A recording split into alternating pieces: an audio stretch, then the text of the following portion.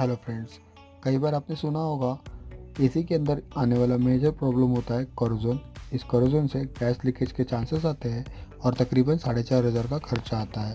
तो इसी प्रॉब्लम का सोल्यूशन लेके आया है टाटा प्रोडक्ट का वोल्टास एसी, जो फीचर का नाम है एंटी कोरोसिव कोटिंग। यह कोटिंग इवापोरेटर कॉइल के साइड ट्यूबिंग, जिसे हेयर पिन कहा जाता है, उसके ऊपर दिया जाता है, जिससे वो कोरोजन फ्री रहता है। इसी के साथ दी हुई इवापोरेटर कॉइल के ऊपर आपको मिलता है हाइड्रोफिलिक ब्लूफिन कोटिंग, जो एसी को रस्टिंग और कोरोजन से बचाता है और तकरीबन 4,500 के खर्चे से दूर रखता है। यही ट्रस्ट और ड्यूरेबिलिटी टाटा के वोल्टास एसी को इंडिया का नंबर 1 ब्रांड बनाता है।